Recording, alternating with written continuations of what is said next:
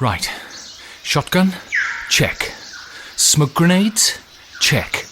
Rabid My Little Pony repellent? Double check. It's the 5 games for Doomsday Expeditions.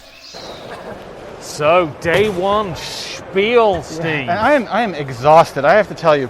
Setting up one of these booths, like sitting around waiting to collect your games, waiting for the tables to arrive, being stressed out. Yeah. I was at the Spielworks booth, because you know I'm the creative director of Spielworks. You are the creative director of Spielworks. And Uli is very demanding boss. He's tough, but I mean, he's just tough. He keeps denying you work for the company. It's like this inside joke that he and I have. It's very funny. Yeah. Ha ha ha, I don't really work for Spielworks. Yeah. Fortunately, nobody's buying it. I have to say, I was there for 15 minutes putting up with that shit, you know? Yeah, and I carried a copy of Carolingi from Peter Eggert across the Messe. That was like a 3-minute walk? 3 minutes! While holding a beer, by the way. I mean, how could you have put a chair out or anything? I mean, after that? Yeah, I don't know. This could be my last Essen working for Spielworks. Yeah. I'm not sure. Let's see how it goes this year. You might be one of the most underrated, hard-working guys in gaming, Steve. You know, I don't have to work for Spielworks. I believe in the brand. I believe in Uli's vision. Right. But there are plenty of other companies. I might actually, start... I mean, Uli's vision is quite good. He doesn't wear glasses, does he? No, he's very fit, too, for a guy his age. Yeah. I'm a bit jealous. What is he, like 78 or something? Like at least. He's an old lad, isn't he? Yeah, but he goes hiking in the mountains. Yeah, that's very true. Yeah. So, we are walking. It's 9:45. We are here. Hall 5. Before the rest of the people, because we're special, aren't we? Yes. Every year, we get to come in a half an hour early, and that half an hour makes me feel like I'm just better than other people. I've already and you've given me this gift. Yeah. I've already picked up War of the Ring, the card game, which is very exciting. I'm very excited about that. I mean, I got to buy Woodcraft last night, before the fair even began, before they were even done setting up. Yeah, this was I think, sentimentally, it must have been my top pick. Right. Because I've got it now, I have it. I feel like I can relax now, right? I'm not looking to charge to a booth and get a game. I'm interested in Cat in the Box, because I hear that you can get the hipster Japanese edition. Right, exactly. So that gives me at least a goal. Other than that, I'm really not sure what I'm like. There's no game that's going to sell out that I'm desperate to have. I'm going to get Crossing Oceans. On that, we're walking by Vladimir Suchi, man himself. Woodcraft's booth. There's Ross Arnold, the co-designer of Woodcraft there, explaining the game for the listeners. We'll come back and grab him later. Yeah, and I really think that Woodcraft is of this convention. It's There's Aladdin Lederhosen there. It's the designer's choice. I saw every designer, every publisher yesterday walking around with a copy of Woodcraft under their arm. This seems to be like the gamer's game of 2022. Absolutely, and I think it's nice.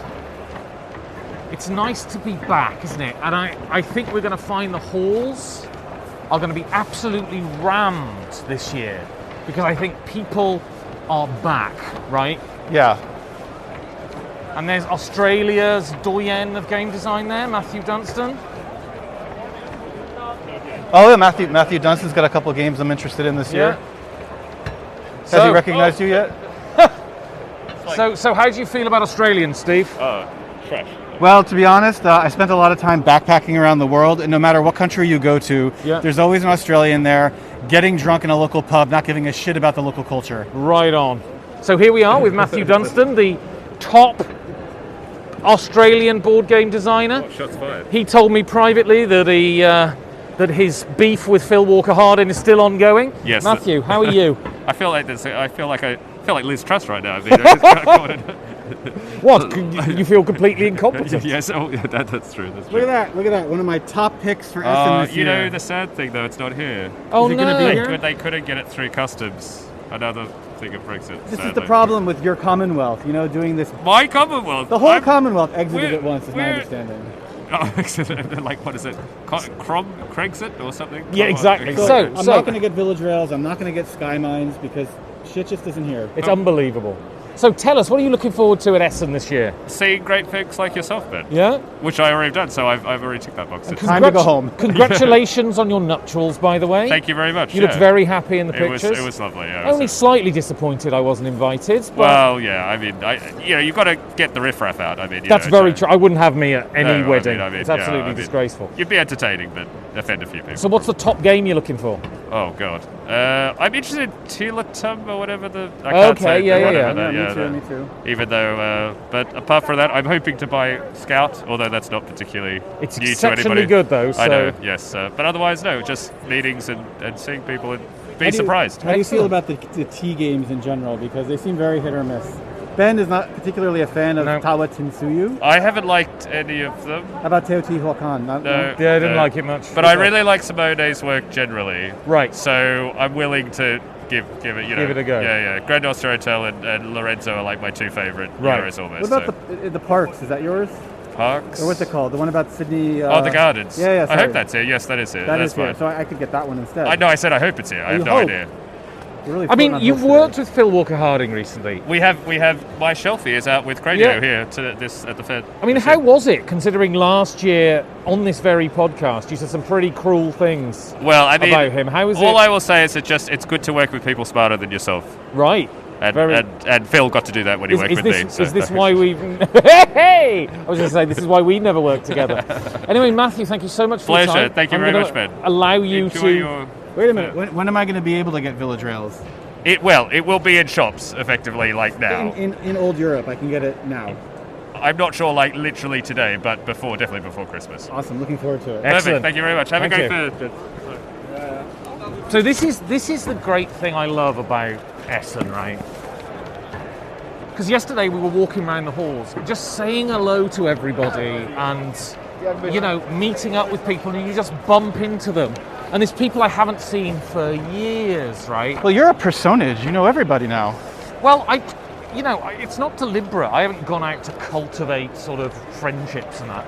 It's just I think that's the one thing. I mean, games are inherently social, right? That's true. And so that's true. Conventions should be about socializing. There's something about the nature of games themselves that encourages sociability. Sociality. Is that a word? Sociality is a word, isn't it? I don't know. Let's say it's a word. Even if you're not here to buy them or play them. Right. It somehow is about inherently bringing people together. And in a world in which people are increasingly alienated from one another, this is my crackpot sociology right now. Yeah. It's something very special that we're into. It's not this trivial pastime for children. Right, and this is why I think if you take Huizinga's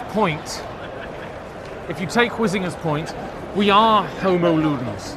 The fact that we play games, not that we play, but the fact that we play games makes us unique. And so it is one of the defining human characteristics, and this is my attitude to my podcast. I want people to think games are important. Do you know what I mean? Well, I think you're definitely at the vanguard of communicating this message, because all I see are people coming up to you saying, you're that guy. You are the content. I don't like this term content creator I very don't. much. I don't like content. This is what they say. Sounds like such a commodity, doesn't it? Yeah, well, you are the philosopher of board gaming today, aren't you? So I'm here, Essen, day one. I'm here with Yoma from Fantasia Games. Hello. Interestingly, you are my most recent employer. Yes, true. So we did something good together, I think. Yeah, I think so. So the listeners might not know this, but I recently did a impression of Carl Jung for Fantasia's upcoming game Unconscious Mind, which seems really fascinating. So my first question, though, is sort of Fantasia as its headquarters in Cyprus. You're from Greece. What is the Hellenic game scene like?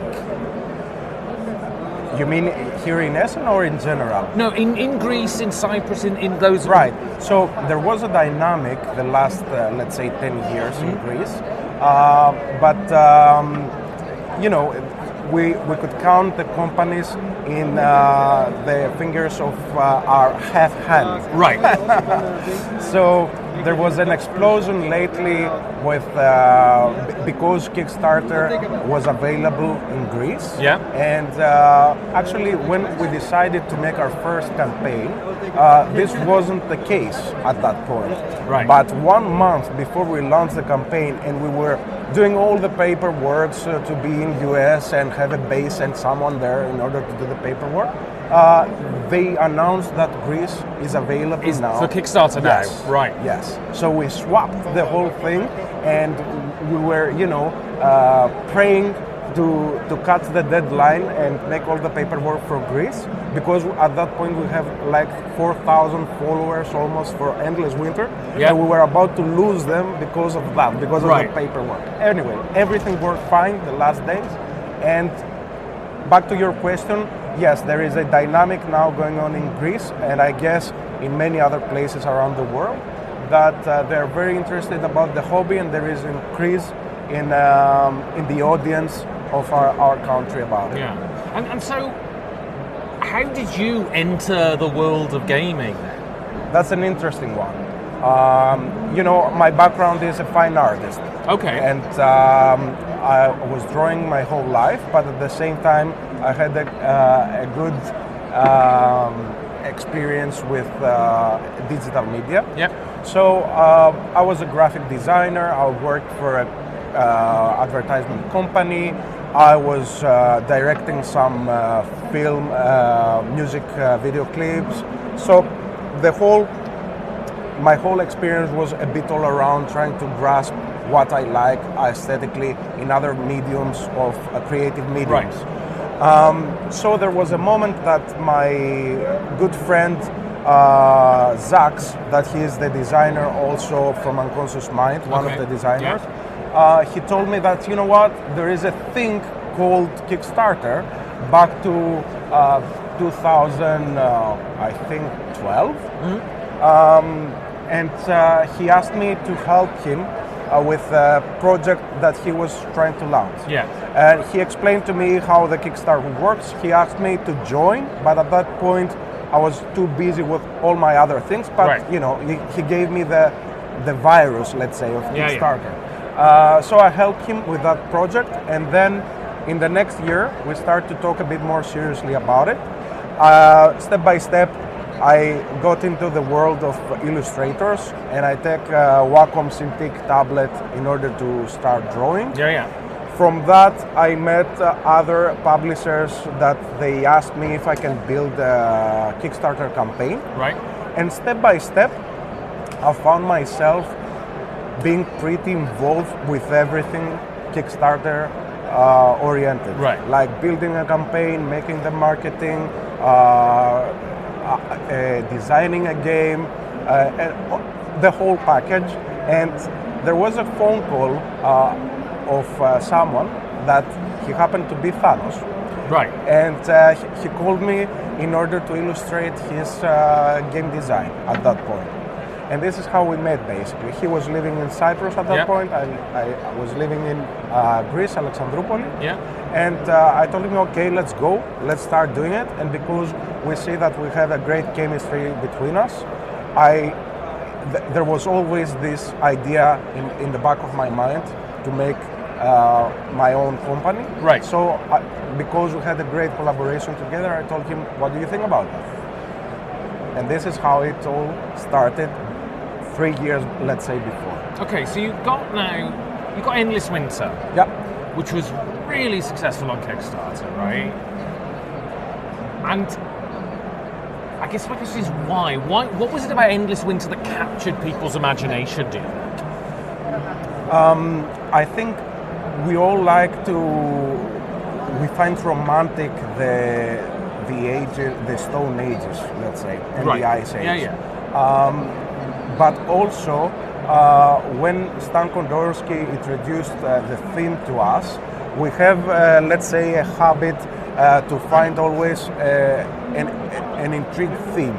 So when we heard about Ice Age, we said, okay, great, that's great, but it's not enough for us. We're looking for something even more to intrigue the audience and make the game more specific. So I think part of why it intrigued so many people, it was the combination of the hooks, of course, of the game, combining deck building and worker placement. That was a great coincidence at that point with June and Arna. Then it was Mitchell himself that we realized that his art aesthetic will look perfect for this theme, and luckily he never involved before with such a theme. Right. And the third one is that we made it a bit more specific about the story of people of North America, that they worked through the Beringia Bridge and they came into the South America, because all this story is not quite known to many people. And it was also a question for us, how the first people of America came to that continent. Right. I mean, it tells a good story, right? Yes. And I mean, to what degree do you think, because the meat show is so striking, his art style is so striking, to what degree do you think did that add to the success of the game? Quite a lot. I would predict 50%, to be honest. It's the starting point for someone to be intrigued. And we are so happy that his style matched so much the game that I cannot really see the game without it anymore. It's so connected. We were also lucky that Micho, except from not having used this thing before, at the same time he didn't have many games where he used his artwork for miniatures. It was actually the second one. It was only Merchant Cove that used minis before, but it wasn't delivered at that point yet. So it was again something that excited the audience at that point. And the minis don't look, because it's meat shows art, they don't look like your standard minis. They look completely unique, right? Yeah, that was the point. So we'll move on to the project I'm intimately involved with, which is Unconscious Mind. And I remember seeing this on Facebook a few months ago and thinking, that's bloody interesting. You know, that you're going to do a game about Freud. I mean, how does that happen? That's an interesting story again. It all started with prototype design, an idea that I had in mind about feelings. And at that point, I think I was influenced from the Pixar or Disney movie that it was talking... Inside Out. Yes, yes. But then there was a Mind Class game that dealt with that subject. Absolutely, yeah. And I was trying to find something else that it could be close to that, but still different. We had the mechanics, we have this idea of combining worker placement with an action selection system. So it came natural to me that, hey, let's do something about dreams. And what is the story of dream? Usually this is how I start themes, because we haven't discussed about it. Usually I'm the person behind the themes of Fantasia. Okay. So I usually go back to the roots of everything. And when I said that I want something to do with feelings, I said, okay, what things out there have to do very much with the feelings?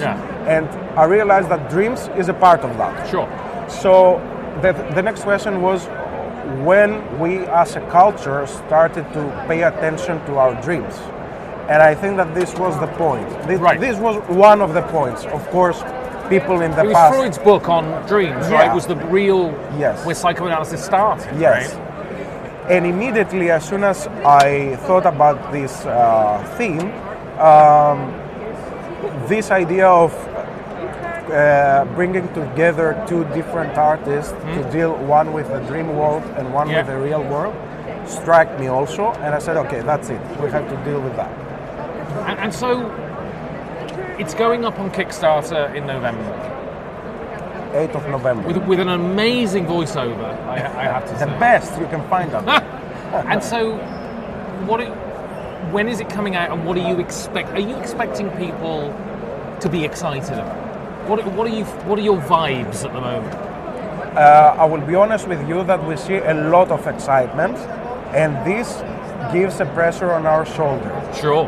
Because we don't want people to take something less than what they expected.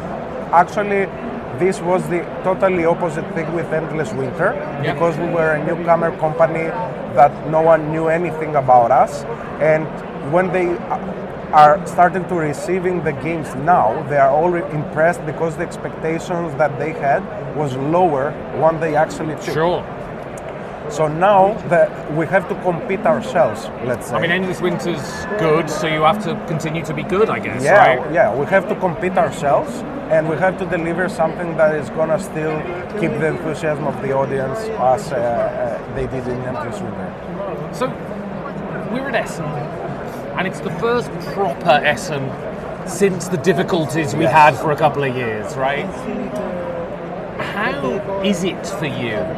How does it feel? You know, you had this idea to start a company, and now your big title is out on the tables being played. How does it feel to be here?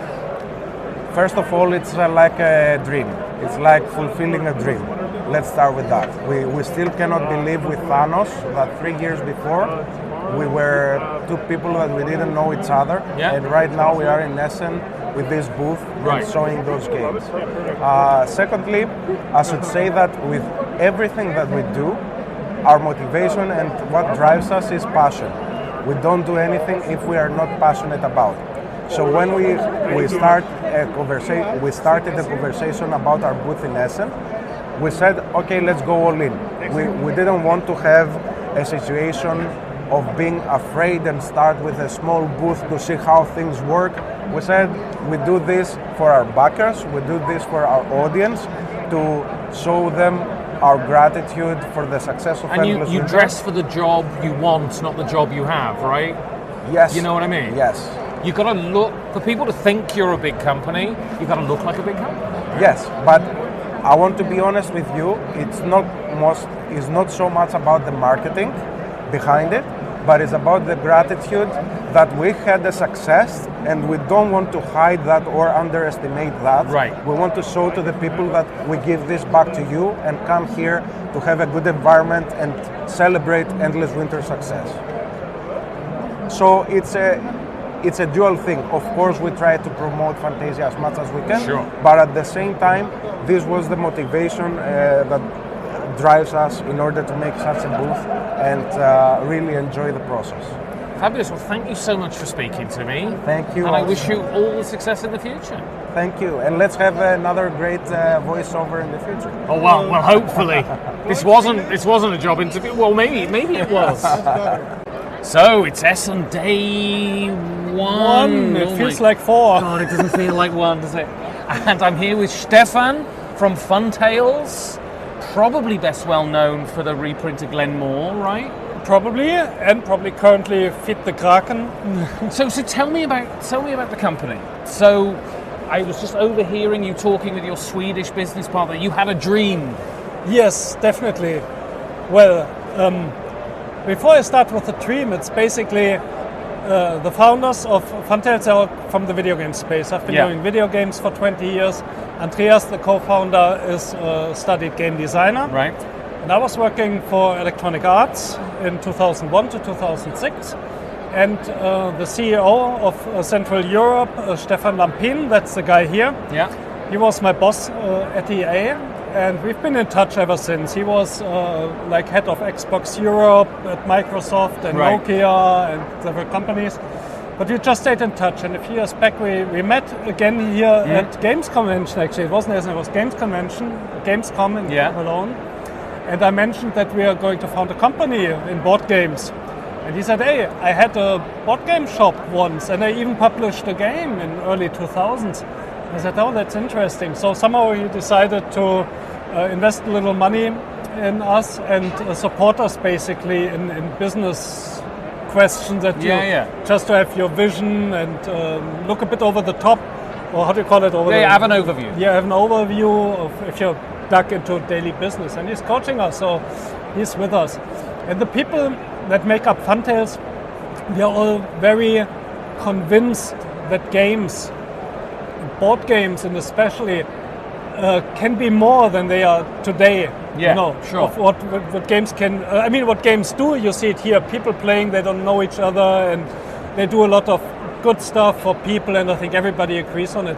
But also as a medium, we believe that board games haven't reached the end of development. Absolutely. And in video games, you see that many of these indie titles, they tackle, for example, difficult themes and make statements. And this is something we really believe. This is also something that board games can do. They can be just plain fun. It's starting to, but it feels like an untapped potential, right? Yes. The potential is huge, obviously, in all games. Yeah. It's not only board games.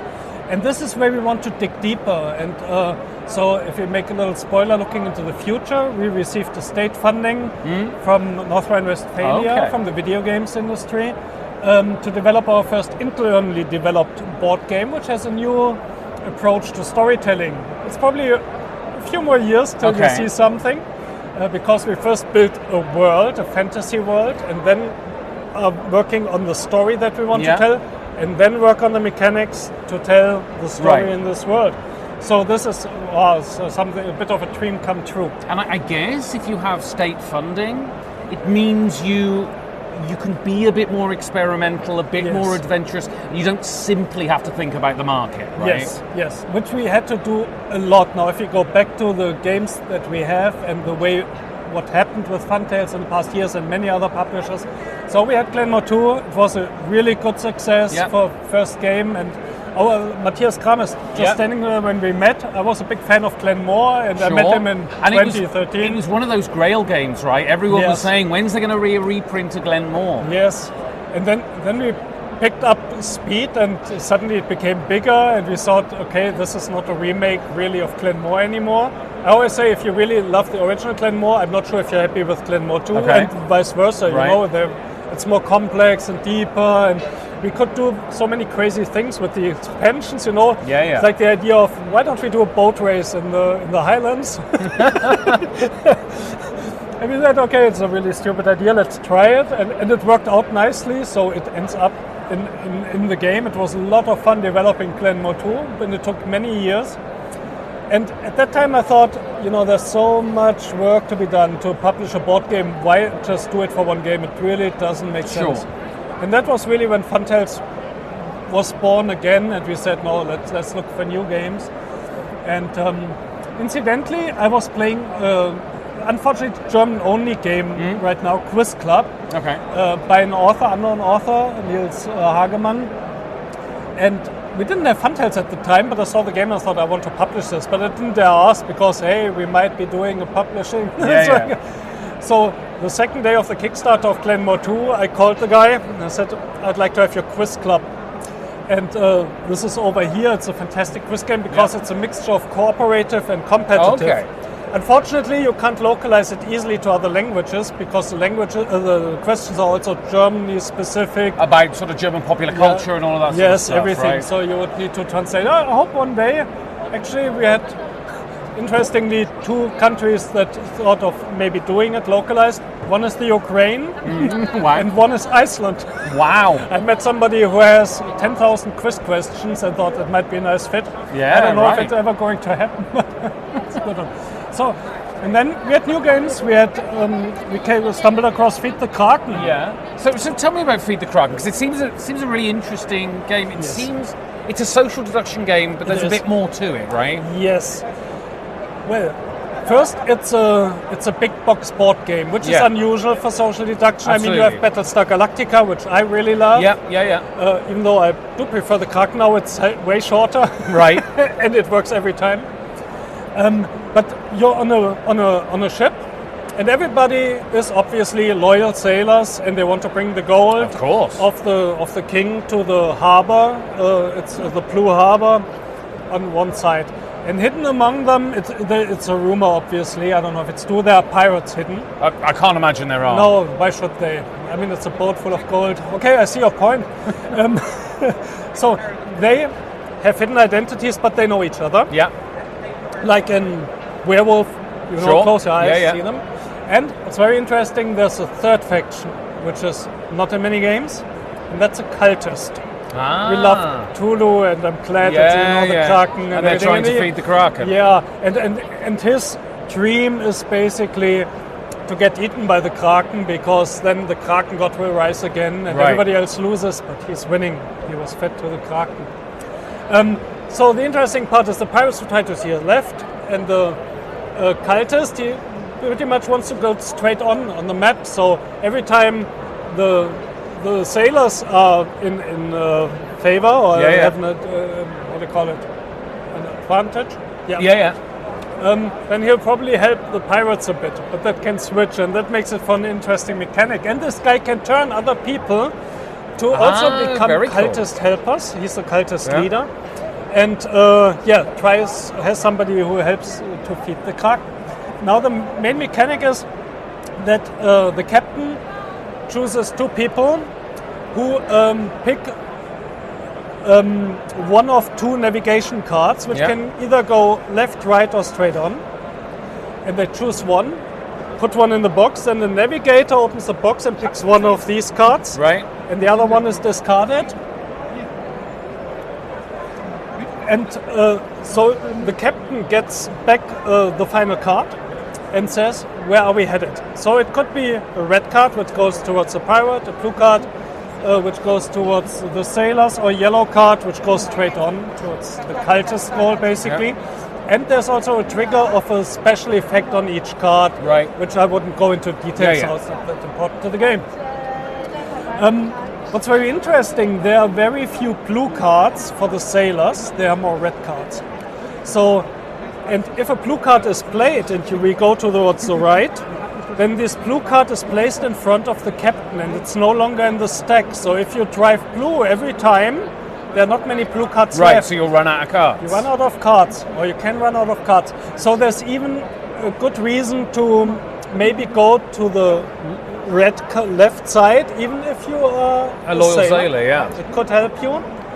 And what I like, what's, for example, not existent in Werewolf. In Werewolf, you don't have any information. It's all belief. You never know anything for sure. Or you do, but you can't communicate it. Nobody trusts you. In Feed the Kraken, there are several mechanisms included where you get reliable information. Obviously, still other people might not trust you with it. But if you're a pirate, the other pirates will obviously trust you and know what you're doing. For example, you can pick up the three cards that were discarded, they are shuffled, and you see what was discarded. And you can see, okay, one of them is lying. That's a reliable information. And this makes it so intriguing to start playing just for the fun of it, but you can get good at this game, which is difficult in Werewolf, for example. There's just a limit, and there's no early player elimination. And you have these beautifully illustrated cards. We're a bit nerds for fancy material. And you have these character cards which give you one-time effect. For example, there are these, how's it called? Mutinies. So if the captain proposes who will be the navigator and the first lieutenant to pick the cards, people can make a mutiny. Everybody has a number of pistols, and they are taken secretly into the fist. And then all the people hold their fists out and open the hands. And if there's a specific number of pistols in their hands, then the captain changes to the next person, and so you can control this. And there are many of these clever game elements in it. So I mentioned that we are all game designers, or I was teaching game design, and I really think it's one of the best made games. Also among our games and other people's games, it's really an excellent example of how a game should be designed, because everything feeds toward this feeling that you want to achieve, and then the rule makes sense. And there are no rules that you don't understand. It's like, for example, I'm looking forward for a game here at Essen.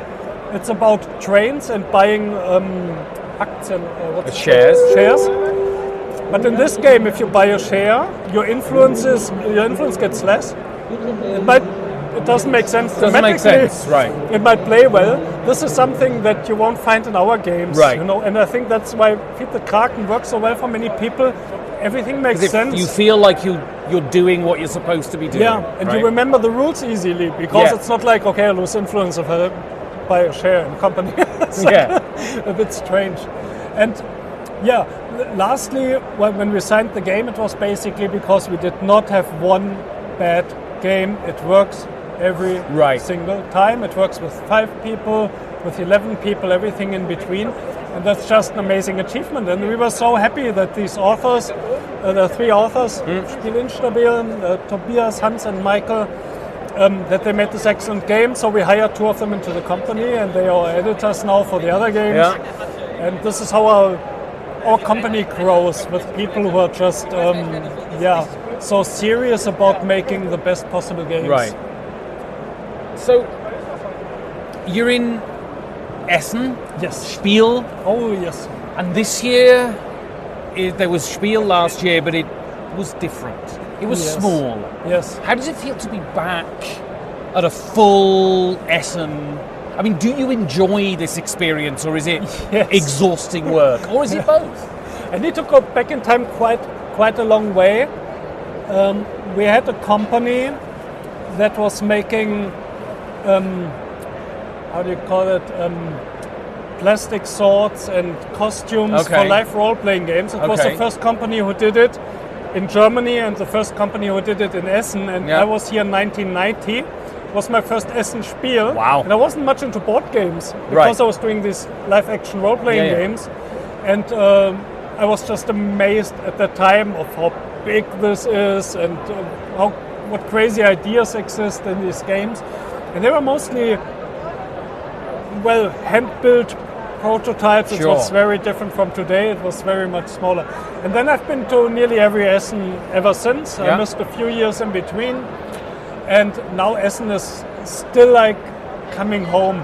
It's really the feeling, I feel at home if I come here. And that's beautiful. Now it's obviously different if you have a booth. Sure. And you're waiting for your games to arrive, which are on ships, which need to go into harbors, which have a waiting line like Hamburg. A lot of ships that are waiting to get into Hamburg, and they're in Greece. Yeah. They wait in Greece until Hamburg is free. But we finally managed to have the games here. And to be honest, that was a very critical year. If we wouldn't have games now, we probably were out of money now. Right. It was just now we're at the dip of we don't have any money left. Everything is now paid for and set to arrive. And that was an accelerating year. Yeah. It wasn't a funny year, and we had to. We lost our marketing manager, which we had to let go. I need to inform the team last December that I'm not sure how we will be able to continue. Right.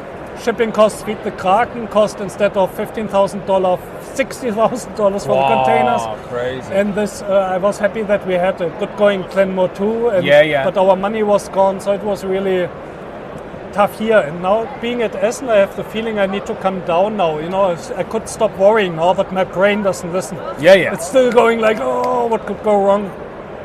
And it's just amazing to have all these people here on the booth. I think we have 15 people here to teach the games, because usually if people play the games, they also buy them. So we have many tables. And we have our new game, the first under the Funtails family label. It's Treehouse Diner by Rüdiger Dorn, which probably everybody knows who's into board games. And we produced that in Germany, so it could make it to Essen. And I'm very interested to see how it goes and have families playing our games. And we still follow the same ethos, perfect. Have great material and great gameplay and have some expansions in it to make it also playable for more core gamers. If they want to play with the families so they don't get bored, or even if they play without kids, you can add some modules to make it more complex, but it's still a family game. So that is the first one for us. And so everything is now perfect. But Essen is still really the most amazing experience you can have if you're into board games or into just nice crowd. And I meet so many people here that I've known for many years, and they were part of maybe Funtails, like Matthias and other authors that I've known for many years. There's a lot of heart and attachment to these people who helped us in the past 6-7 years before then. Excellent. Well, Stefan, thank you very much for your time. Thank you very much for asking me these interesting questions and coming to our booth.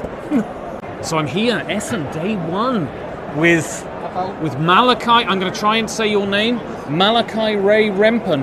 You got it. Where's that from? Well, Malachi is from the Old Testament. It's Yeah. a very old name. Rempen's German.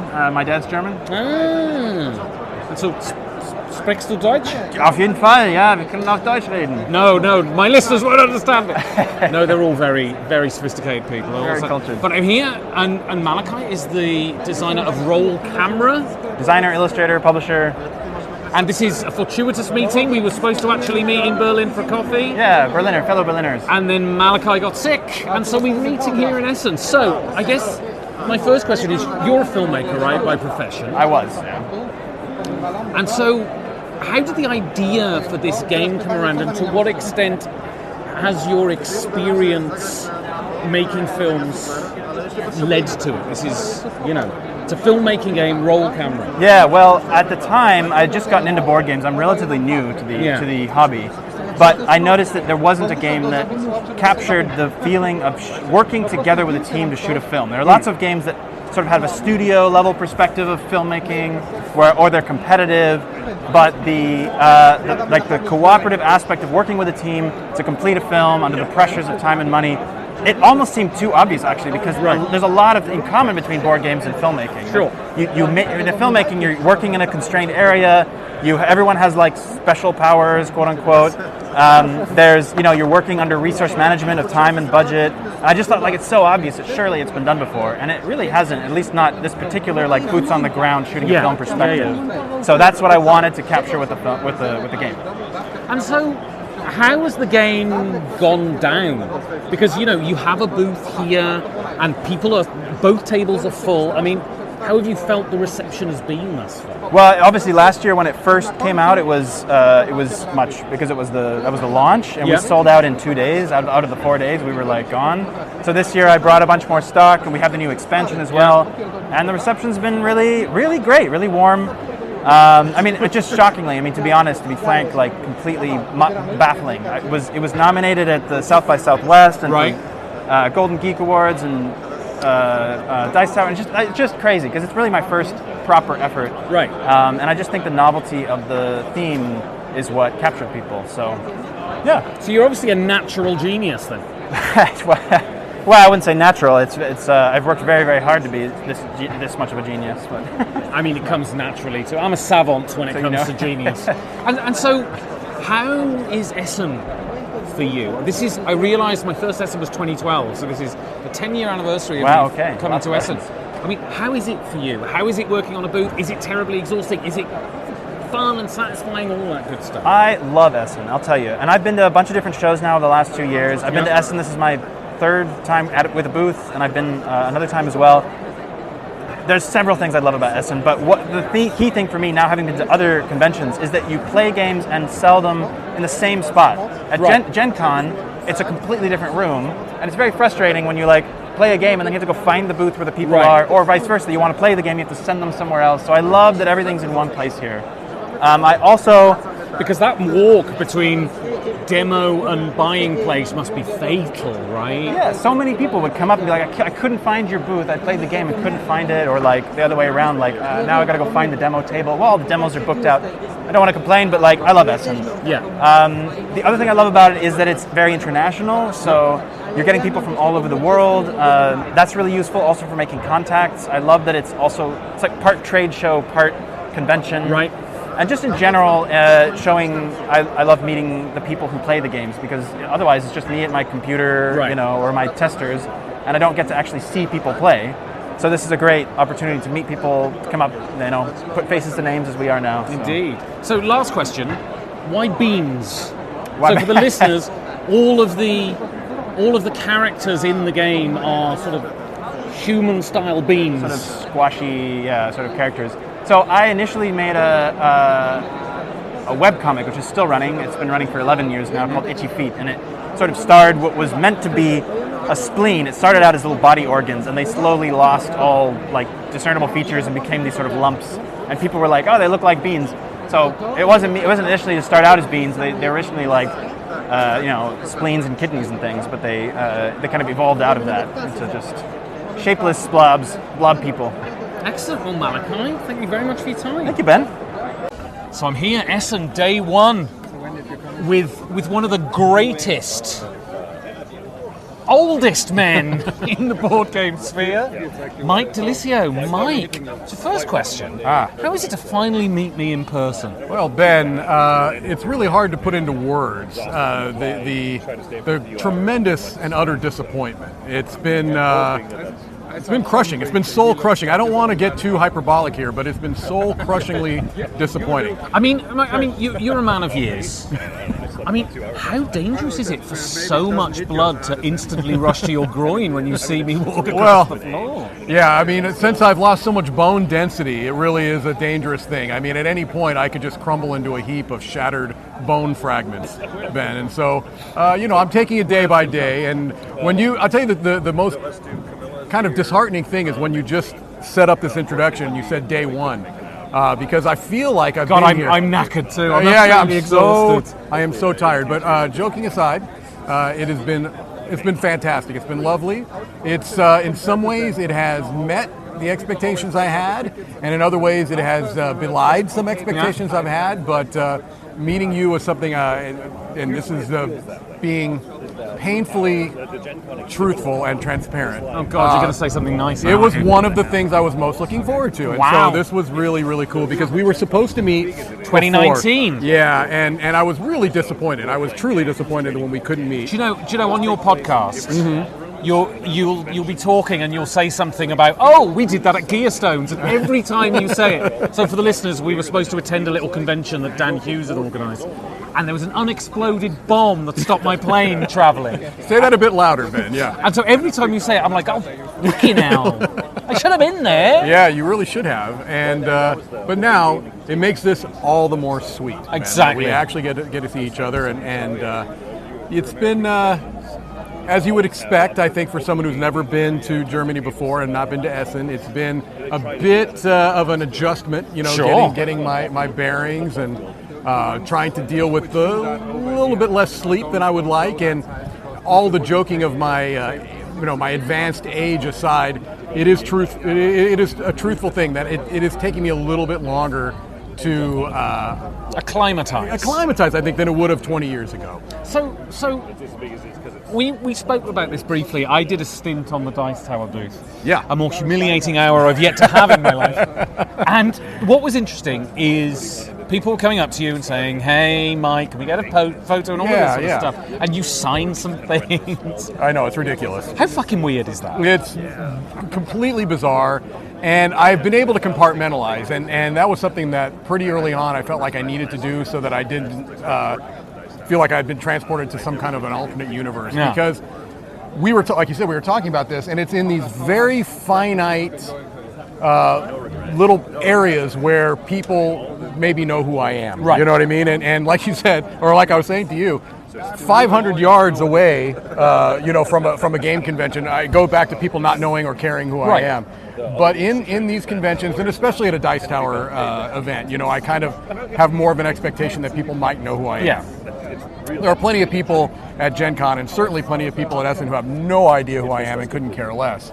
But in and around the Dice Tower booth, with some of the publishers, it's very interesting to have people know who I am. You know what I mean? It's bizarre. And so, you've been at the Dice Tower now for a couple of years at least, right? Yeah. I mean, how is it? Is it the dream job? In most ways, yes, it is. Apart from money, I assume. No, well, hey, I'm not even going to complain about that. I think that I'm fairly compensated for what I do. The simplest way I can put it is what I've talked to my wife about when we talk about job satisfaction. Is that, I was very happy for many years as a teacher, but even in my happiest years as a teacher, more often than not, on Sunday nights, it was this feeling of dread, and I don't have that now. And that, to me, is worth a lot of financial, it's hard to quantify how much that is important to me and to feel like a satisfaction in what I do. You started solo mode games, right? And was there ever, when you started it, this idea that I would like to go professional with this and make my money? Not even a little bit. No, not at all. I mean, how simple that started was literally, I'd been watching videos. I'd been in the hobby for a number of years at that point, and a vociferous consumer, and my vocabulary is at about 12% of what it normally is right now. So that may be wrong. Got vociferous out. Did I get it? And that's okay. All right. I consumed a lot of content, Dice Tower and otherwise, and I'm like, I had enough of an ego to think I might be able to do something like that. So, I just had my phone. I had my phone, no microphone, and my family room, and just started doing some videos. And no, the short answer, because I've given you a long one, is no. I had no ambition, no thought. The idea would have been absolutely ludicrous to me at the time, and still ludicrous to me, to be honest with you. Right. So, last question. Yes. When you found out that I was going to be doing an interview show on the Dice Tower, yes, how threatened were you by the sheer amount of testosterone that was suddenly going to be flooding the Dice Tower network? It was a bit daunting to consider that. What was more daunting was I actively campaigned, please, can I not be the one that edits these videos? Right. Because I don't know if we have enough bleeping technology to. But you've been Dan. Oh my God! Keep that in, Ben. Not all English people are the same. Keep that in. You've been on your best behavior at all times. Yeah. And at the booth, I was cursing more than you were. Oh, so absolutely. I'm proud of that fact. You said shit. No, I refuse to acknowledge that I said that. Excellent. Well, Mike Delisio. Yes, Ben Maddox, Dan Hughes. I mean, come on now. Yeah. Thank you very much for your time. Thank you. So it's Essen, it's day one. We're at the Trick and Treat Games booth, which should have more games here, I guess, but there's been a palette mix-up. They'll be here soon. Come on down, day two. But, so the reason I wrote to you to ask if we could have a chat is because Trick or Treat is a company that's been around for a while, but has just entered the world of games. So could you give us a rundown of who Trick or Treat are and what they were before they became the next gaming behemoth? Absolutely. So Trick or Treat Studios started 12 years ago. Yeah. The founder, Chris Zeffro, has always been into scary masks and a big collector, and he knew all of his favorite sculptors, and he decided that he saw an opportunity in the market. There was these very lousy quality masks for cheap, and then these really, really expensive collector's masks and really nothing in between. Right. So he thought that he could serve the market by coming up with a good high quality mask that wouldn't break the bank, somewhere in the 60 to 80 euro range. And so he called up all of his favorite designers, sculptors, and asked them if they had any original sculpts that they wanted to see made and produced, and to his surprise and amazement, all of them said yes. Wow. So we started making these great masks, and we soon got the attention of folks that have the licenses for big IP. So it's like Michael Myers, Freddy Krueger, that sort of... Yeah, so Michael Myers is one of our very biggest mask and costume lines. In fact, we did the screen-used masks in the last 3 Halloween movies. Yeah, really? So we do a lot of that at props for movie studios. In fact, we did the props for the latest Jordan Peele movie, Nope. Yep, I saw it recently. In the film, yeah. So then, I won't spoil anything for your listeners, but check it out. They're pretty cool. Anyhow, so Chris has always been a gamer. In fact, I've been in a regular weekly game group with him for 21 years. Okay. And of course, we started with role-playing games, and his friend Luke Gygax, who we went to school with in LA. Gary's son. That's right. And so games has always been part of what we have been interested in, and it's always been the plan to do that after we evolved the company from masks, then into costumes, collectibles, action figures, dolls, all kinds of stuff. Over 1,200 products now. It seems like a natural evolution, right? Well, sure, especially because we saw that there was an underserved segment in the game for games based on horror. And that's, what our intention was. They're not all super scary games. Some of them are very lightweight and fun, but they're all kind of based in the horror genre. So in order to get started in games, we did the exact same thing. We contacted all of our very favorite designers. Bruno Fedudi, Richard Garfield, Richard Lanius, and etc. Tom Lehman, Rainer Knizia. Yes, well, of course, Rainer, and we're doing 3 games with Rainer. One of them's original, so that's very good. All right, so anyway, we had to produce some non-licensed games in order to get licenses for games. You have to prove you're a game designer before you can, get the license to do that. And that's always been the plan, and I'm happy to announce that we have got many games that are coming for licensed properties, including Texas Chainsaw Massacre, the Halloween 1978 movie. Emerson Matsuchi is doing that one for us. Oh, that's very cool. And it's going to have a hidden movement aspect to it, where you can actually play the part of Michael Myers. So Michael Myers will be trying to kill Laurie and all of that. Exactly. So it's a cooperative game where the people that are not Michael will, try to get the kidnapped kids and the car keys and get out of town. And then we also have, I don't know if you saw, we have a banner on the table there announcing that we will be doing a game based on the Saw franchise. Right. We're doing a game based on the Chucky franchise. Very cool. And a few others, including Rob Zombie's House of a Thousand Corpses. Oh, amazing.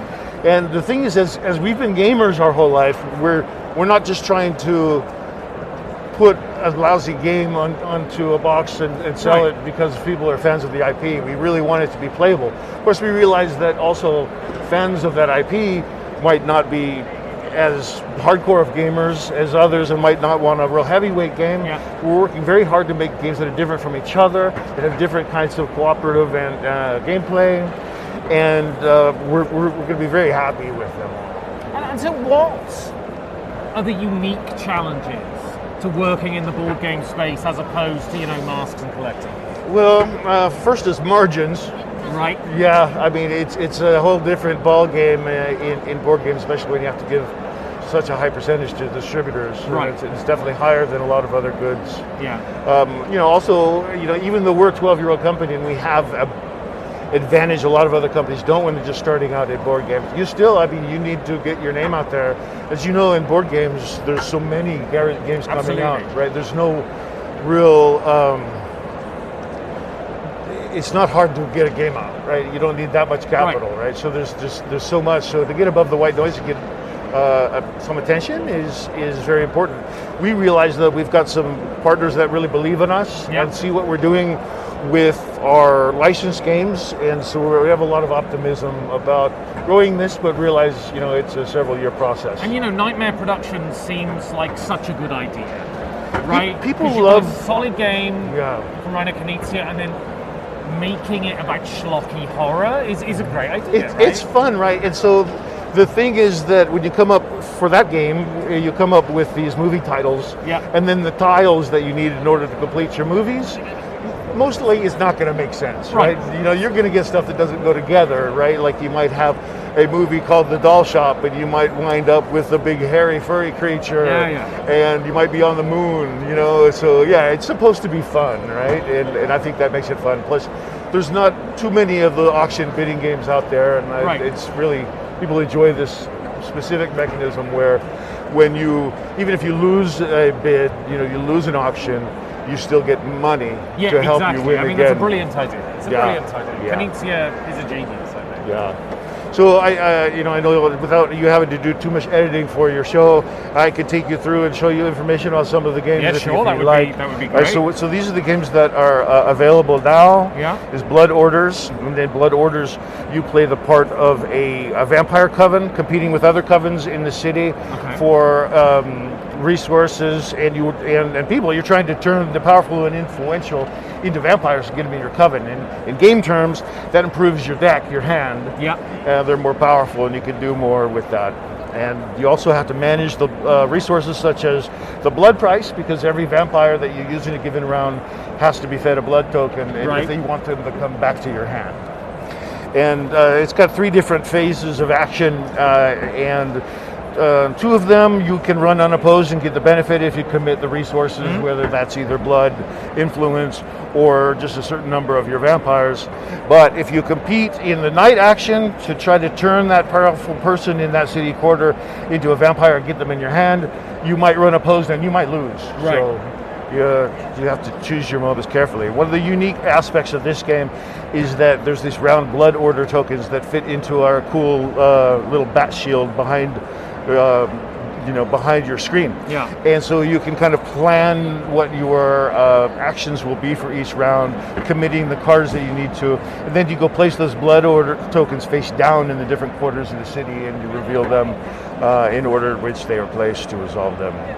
So that one is out and available now. It's our first game that came out in April, along with Trollfest, which is a Bruno Veduti game. It has a draft. If you know Bruno, he loves that. And it's a very fun game because you play a band of monsters wandering the fantasy countryside, and you're playing gigs. You're a rock band. Okay.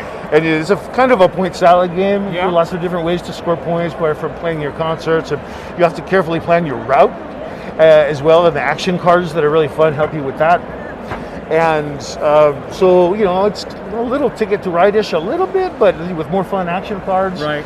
And the art is fantastic, too. So another unique aspect of Trick or Treat Studios is that we are bringing artists that have never worked in games before into games.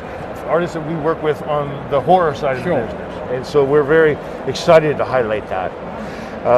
World Z League is a simple dexterity game. I won't spend too much time talking about that, but it comes with some great solid terrain tiles and these great wooden meeples that are zombies, and you try to shoot them down with rubber bands, and it's a lot of fun.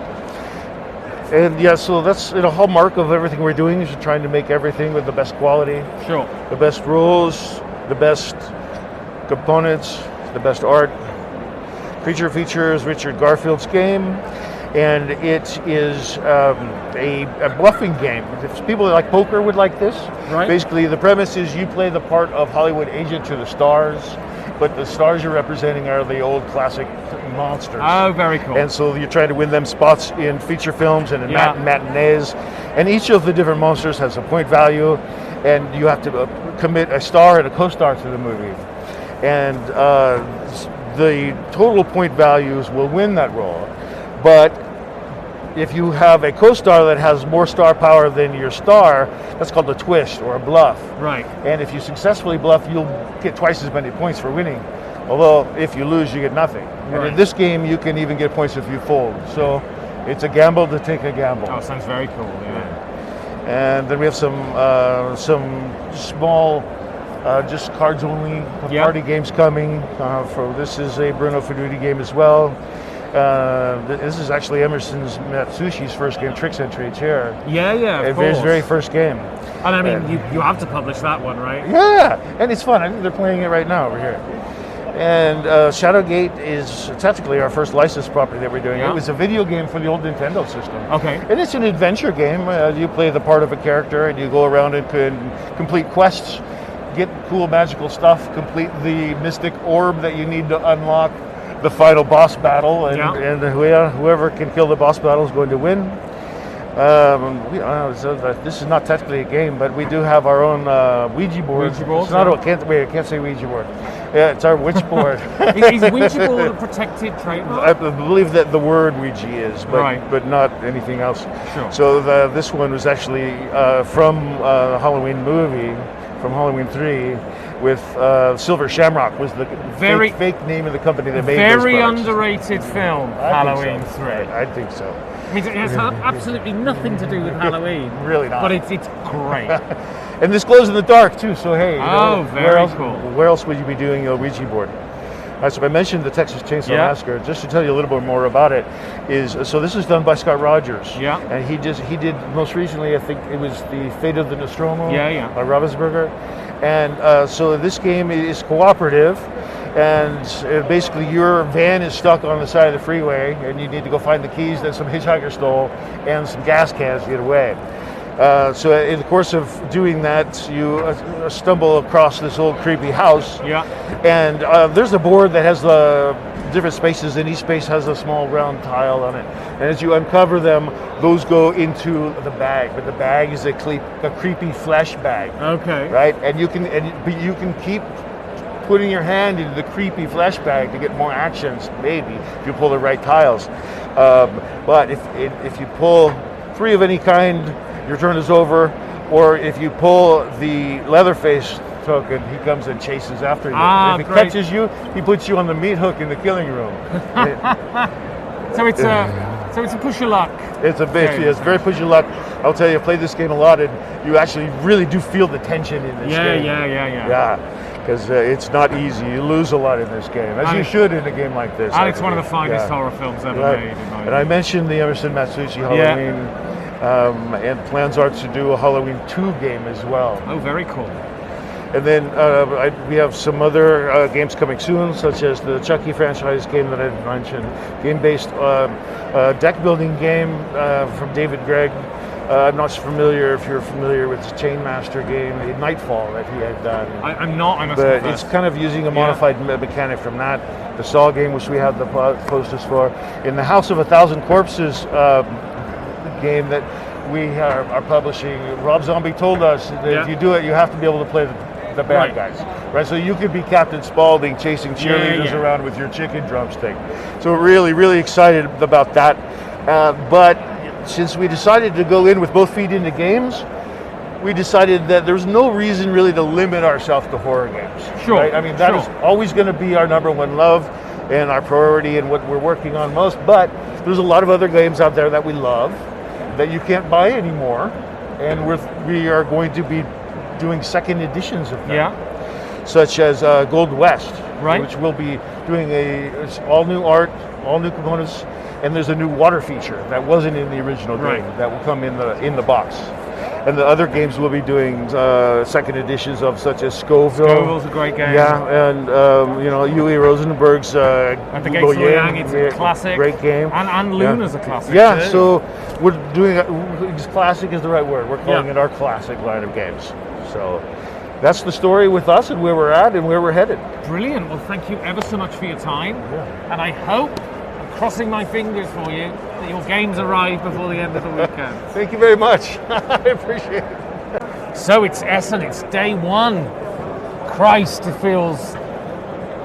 exhilarating and exhausting simultaneously. Exactly. So I'm here with Mark Spector, head honcho, genius behind Grand Gamers Guild, publishers of the Artemis Project, Endangered, and the upcoming Tir na Nog. Yes, that is true. So, first of all, you were one of the few American publishers that came last year. I know, I'm brave, right? And so, firstly, why? And secondly, how different has this year been to last year? So the reason I came last year is because I simply love going to conventions and meeting the people, and I love international travel despite the chaos that last year was. Right. And one of the reasons why I chose this profession is because I use it as a launch pad to go see the world. Sure. So being able to bounce off from Essen and go to Paris in this case, last year, was fantastic. In terms of the show this year versus last year, I'm still in Hall 5. I have not gotten out of Hall 5, but from a Hall 5 perspective, I would say that there's, quite a number of more people. Sure. Interestingly, my product array is different, so I'm not nearly as busy as I was a year ago, but it's still been a great show. So, yeah. And so, in what ways does Essen differentiate itself from the other cons you've been to? Oh, well, first of all, it's amazingly international. Right. And even though everyone is speaking English, you just know they're coming from all over the place. And, travel broadens your horizons. This is what they say. And it just changes your perspective on everything. And it's just amazing to meet people who are from all of these different places and yet share this common thread of joy. There was something else I was going to say, and I lost it. So, next question. So, we have a mutual friend, Isaac Shalev, I believe he's called. Oh, yeah. I can't believe you bring him up, but okay. And he's designing your I don't know whether it's your next game, but one of your upcoming games. It depends on if you talk about my solo publications or my shared publications. It is my next crowd-funded solo publication. Right. And this is Tir Nog. Tell us a bit about Tir Nog. So Tir Nog is the name for the like Celtic otherworld where the you go to live forever. It's sort of like the Celtic Neverland, where you don't grow up and you live in happiness forever and ever. So Tir Nog is you're a storyteller and you've been whisked away to Tir Nog and challenged to talk for your life, so to speak. And if you win, you get to spend eternity in Tir Nog. And if not, you are the loser and you are ousted back into reality. Right. That is the story of the game. The game itself is a very interesting straddle type draft where you sort of place your pawn indicating the cards you're interested in. After everyone has done that, you then start actually drafting cards and playing them to your tableau according to the goal cards that are set out. So the challenge there is if I put a pawn down and show my indication, well, you could go in a different spot and be challenging for that card. Right. So then when the draft comes, do I take that one or do I take the one that someone else says they want? And then of course, getting the right cards to meet the goals. So there's a lot of competing goals and what's going to get you the most points at the end of the game. And so when does this come to Kickstarter and all that good stuff? Actually going to come to GameFound. It'll be our first GameFound project in March of 23. What's the difference? You've gone to GameFound for what reason? There must be a reason. Honestly, it's just to try something new. Okay. I feel like I am doing a disservice to myself if I don't give it a shot. Right. And you try some experiments and they fail. And you try some experiments and they go gangbusters. GameFound has been talking to me for quite some time. I don't want to say I've been resistant, but just been occupied doing other things. Sure. And now it just seems like the right time to give that a shot. There are projects that are going gangbusters on there. Those are usually miniatures projects, which we all know go gangbusters no matter where they appear. Yeah. We'll see, and I hope that my audience is willing to make a leap, or maybe, and no doubt some of them are already there. Sure. So hopefully it'll be a good experiment. And so, do you feel like I do? So I was saying this last year, but it feels more this year that this Essen feels like, masks aside, a return to normality. I would agree. I'm a little irked about the masks. I think I'm not the first person to say this. I think they have it a bit backwards. Right. I think vaccination should be required, and then we could all be unmasked. Right. But whatever, we can set that aside. No, yeah, the energy is there. The people are, there's a lot of people in these walkways, and on Saturday, maybe not in Hall 5, but certainly in Hall 3, it'll probably be like a penguin march, where you're all kind of waddling. Right, exactly. And so, how optimistic are you about not just gaming in general, but also Grand Gamers Guild? Well, 6 years ago, I threw my lot into this and looked to see if I could make it. So far, so good. I have a very devoted fan base. Even though I do wildly different games from one to the next, a lot of them seem to follow that. I think I'm still pretty indie. And I think there's people who are really keen on tying into an indie publisher. And, we're all sort of, as gamers, we're mostly all underdogs. And so we kind of root for the underdog. And I think of myself as maybe the biggest of the small publishers. Right. And still an underdog. Excellent. So I'm super optimistic about the industry and about my future in it. Excellent. So Mark, congratulations on your upcoming nuptials. Oh, yeah. And thank you for talking to me. Absolutely. My pleasure, man. So it's Essen. It's day Essen. 1. And I'm here with the foxiest of sweet boys. Bless you. Michael Fox. How are you? I'm all right. This is a very different experience for me. Yeah, because you're not working, are you? I'm not working a booth. Right, exactly. Yeah, because obviously most of the time in previous years, I've been working on many and various booths for many and various companies. But no, this time I'm just sort of. You shut up, Boydell. This time I'm just sort of like here. Yeah. And how is it? Existence. Kind of chill, actually. Yeah, it's good, isn't it? It's quite nice. Like I've spent most of the day with my my glorious colleague Rory O'Connor. Yeah. Who of course used to be my employer. Indeed. At Hub Games. and now we just hang out like weird. It's nice. Mildly depressed. It's nice that there was. people. It's nice that there was no sort of acrimony. Oh around Christ, that. no! It's impossible to have any level of acrimony with Rory. Yeah, Rory's a very nice. He's just fella. a nice dude. So, yeah. so tell us about. I think you've announced it when you Blaze Ball. Oh, we've not just announced it. We've funded it. We've So got it in production. So tell us about that then. When's it happening and all that? So, Blazeball being this, Blazeball itself is like an online, essentially a fantasy baseball simulator. Yeah, exactly. Where a lot of weird stuff happens. We made a card game version of it in association with the game band who own Blazeball. Right. Called Blazeball Wildcards. We crowdfunded that a few months ago on GameFound. It is literally, as you and I speak, here in Essen, Germany. It is in production right now. Wow. And we'll be... Not being produced in Essen, Germany. No. Other things are being produced in Essen, Germany, like this beautiful podcast. Isn't it beautiful is the word I would wondrous. use. You should listen to yesterday's podcast. It gets progressively more clusterfucky as the day goes on. As tradition dictates. But yeah, so we're going to be delivering that in December. We'll be officially launching the game at PAX Unplugged, which will take place in Philadelphia the first weekend of December. That's and then very it'll go into retail early next year. Brilliant. So it's lovely. I mean, the idea is it's essentially the final inning of a baseball game where you can get murdered. Right. And so that's kind of it. And so we're here in the Galleria in Essen. We're looking out. The weather's absolutely fantastic. It is stunning here. Amazing, today. isn't it?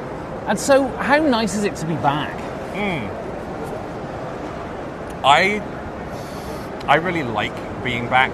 This is the first time I've been out of the country this year. Yeah. And it's just it's nice to travel again. Right. You know, I like the experience of being in an airport. That which sounds really, really freaking weird because like most people like abhor the traveling part of Yeah, but when it's a it. novelty, it's great though, right? Yeah, but you know, even though I get to do it when we aren't recovering from a pandemic, even though I get to do it reasonably regularly, it's still an enjoyable experience for me, you know.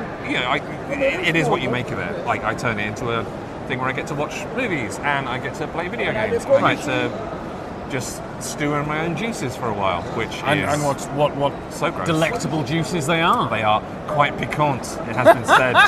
Such a spicy juice. Dirty bastard. Get a room. But I love the journey as much as the destination. Sure. So, you know, as one should in life.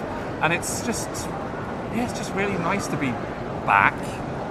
It's also nice to not be constantly on the go. Exactly. Like not having to be on all day. People at booths who work the weekends, I honestly don't get it. It must be so fucking exhausting. Yeah. I mean, I just potter around and I'm knackered, right? Yeah. It's a hard job, you know. If you could tip your booth staff, I'd say do it. I got a tip for them. I'm fucking working a booth, you numpties. Get a fucking proper job. I really, really dig it. I enjoy working a booth. I enjoy working a booth, definitely. But this has been a nice experience. This is my first Essen where I've not worked. Right. This is my 11th Essen. And the previous 10 I've worked every single one of them. This one is just, I mean, I'm still working, you know, I'm still sort of like... Networking, talking to people and going, hey, you should do an international version of Blazeball and all that sort of stuff. And it's just nice. It's just a very different experience. No. It's cool seeing it from a puntery point of view. Indeed. Well, not in a buying sex kind of way. I mean, why not? Whatever floats your cannon, I suppose. That's the phrase, isn't it? Do cannons float? Legendarily, I don't think what they they're do. made of. Well, bishops do. I don't know about cannons. Right, well, I'm going to go and have a mead, because I'm a nerd, and it's the nerdiest of all alcoholic beverages. Sounds good. And so I shall see you anon around. So we're sat here, Essen, day one, end of the night, on the sofa. Steve... I'm exhausted. Steve is wearing his fucking gym jams. Jimmy Jams. So, okay, a couple of things happened today, right? A couple of times people came up to me and they were like, hey, Ben. No, let me finish my sentence. People came up to me and then they said, Oh, you're Steve. That's true. How did that feel? That Like be a celeb. It's never happened before. You must be Steve. Yeah, exactly. And I thought, people fucking pay for this? Unbelievable. It's nice, people are nice. People are very people nice. are nice. People are very nice. And they appreciate you. Yeah, it's... I mean, Tony doesn't. Tony sat there now with a grimace on his face. That's Tony Boydell. Doyen. What is a doyen exactly for the listeners? Well, it's like a Dane figure. Yeah. It's a paper circle. That's a doily. Oh, right. Yeah, so it's real day one of Essen's always the most exciting day because things sell out. You've got that first day of Essen, Flijon. Cat in the Box sold out in 15 minutes. Yeah. Did you pick up a copy? I did, the Japanese one, by the way. Do you have the kanji all over the front of it? I've got the designer's autograph right on the front. Autographs in Japanese are fucking cool. It's very cool. The people actually went up there and asked for the non-signed version. It's What are you doing? You don't know what you're doing. Exactly. In the 90s, people were paying 50 quid to have that tattooed on their fucking bodies. Yeah, exactly. Like, even despite the fact you cannot get into a Japanese onsen or hot bath. I love the way you use the Japanese word like a dickhead. That's what they call them. That's what they call them. Yeah, they call them it. What do you call them? Onsen. That's because you speak the Japanese. That's what you call it. All right, so tell us about day 2. It's like you call the coasters that you put under a beer mat. Yeah, because I'm English. So if I was in your country, I would say beer mat. No, you wouldn't. Because I'm trying to be like you. Hey, man, can I have one of those beer soaker uppers, please, dude? Beer soaker upper. Hang 10, man. That's what you'd say. Ooh, look at you, Mr. Fancy Man. Garage. Yeah, Dad. Yeah, we're gonna totally get gnar on the fucking bodaciousness, is what you'd say. Yeah, exactly. Anyway, I'm really tired after today. Yeah. Fucking working the Spielworks booth was a nightmare. The thing is, man, I'm asking for the whole day off tomorrow. I don't know why you do. Underrepresented. Thank you very much. I don't know what you do that job. He treats you with no respect. You work so hard. And Uli Blenneman treats you with no respect. He gave me the afternoon off today. I'm asking. Right. I might ask for the full day off tomorrow. Yeah, I think you should. Just to decompress. So what was your top Essen day 1 moment? Oh man, you're always putting me on the spot for these. I ain't gonna lie, Steve. These top things. I ain't gonna lie, right? Yeah. So someone in this partnership organised the best Essen dinner that's ever existed. Okay, so we're including the whole day, not just the con. Yeah, I mean, definitely this amazing. I can't believe you put this together. I organised it. It's amazing. I mean, who actually organised it? No, I phoned up the restaurant. So who did the legwork, though? Martin Wallace emailed me and said, "Hey, do you want to meet up for a drink?" Yeah. And I said, "Sounds, let's go for dinner." And I said, "Where do you want to go?" And he went, "Let's do peppercorn." I said, "Okay." Yeah. I then reserved peppercorn. I went on their website. Have you ever made a restaurant reservation before? Sure, but not often. Like once a decade. And then I invited loads of people, and it was a veritable fucking proper people. Veritable who's who, wasn't it? Yeah. Tony Boydell, the doyen of British gaming. Martin Wallace. By the way, why is Martin Wallace not the doyen of British gaming? Is it because he moved to Australia? Yeah, exactly. He's the doyen of Australian gaming. Okay. You had. Cedric Saboussi. Matthias Kramer, who's a proper legend, by the way. Yeah, you had designs. I think Lancaster is one of the finest great games. Game, I spoke to Matthias once, and I said to him, "Mate, I love Lancaster. I think it's amazing." And he went, "I don't think it's one of my best." Wow. And I was like, "Wow, Matthias." He started to explain Weimar to me today, and it was at the Spielworks booth. And he Spielworks. said, "Yeah." And he said, "This game will take you 6 hours to play." Yeah. And I told Uli, bring it to LaRiaCon, and we'll play it there. And he's in. So we're down for that. And Uli's going to explain the rules. That's going to be amazing.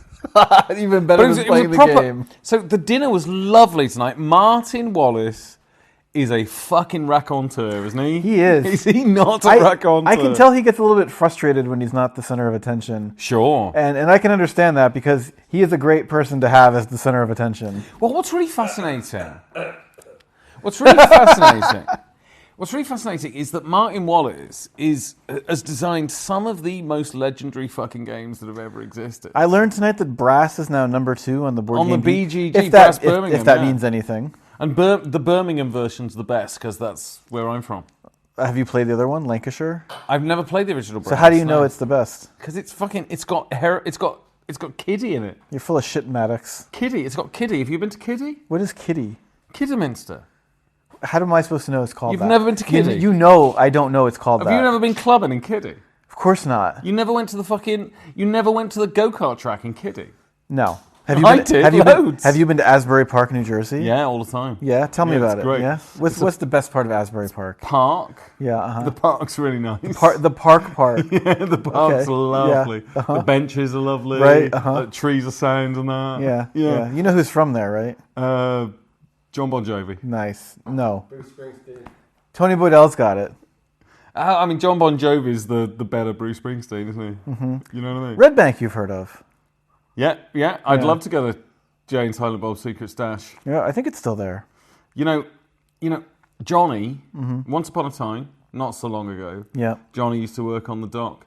Union's been on strike. He's down on its luck. It's tough. Oh, it's tough. Gina, dreams are running away. She cries in the night. Johnny whispers, baby, it's okay someday. You got to hold on to what you got. Doesn't make a difference if we make it or not. We've got each other, and that's a lot for love. We'll give it a shot. You know what I mean? This should have been like a Bruce Springsteen. Yeah, no, it should have been Bruce Springsteen, not Bon Jovi. I don't know the words to Born in America. God, like all that intelligence that you have dedicated to memorizing songs from 30 years ago. to memorizing You could have done something Living else. on a Prayer by Bon Jovi. Could have done something else. I mean, I could have been like a physicist or something. I had a girlfriend once who was obsessed with Bon Jovi, and I wrote her a poem once, and every line of the poem was a different title of a Bon Jovi song. And before that point, I had never been interested in Bon Jovi. Was one of the and I didn't know the names of all the songs until I wrote the poem. Was one of them You Give Love a Bad Name? I don't remember. Probably. I hit all of them, and it wasn't a good poem, by the way. I mean, can you imagine this being a good poem? She loved it. Sure she did. Loved it. The relationship lasted 2 months. I once was in love with a girl, and she made me vanilla Kipfel, which is a German biscuit. So I wrote her, and I'll read this to you when we go off the air. I wrote her a poem called A Nice Cup of Tea and a Biscuit. And it's to this day one of the greatest pieces of writing I've ever done. I just remembered, and I think I've told you this story before, but not the listeners. Okay. This was I was dating this person for a few months, and she was involved in politics. She kind of worked for the Democratic Party. Yeah. And I was at her place one day, and the phone rang. And she picked it up, and she was like just talking for like a minute, like, no, I can't talk now. I can't talk. I gotta go. She hung up, and I'm like, who is that? And she said, oh, that was just Patrick Kennedy. She hung up on a Kennedy for you to be with me. I had something. It's a high point in my life for sure. I had something really interesting the other day. Johnny's got his 6-string in hock. Now he's holding in when he used to make it talk so tough. Were you just sitting there the whole time I was talking, Gina thinking about this? Gina dreams are running away. She cries in the night, Johnny whispers, baby, it's okay someday. You know what I mean? Very good, Ben. Very good.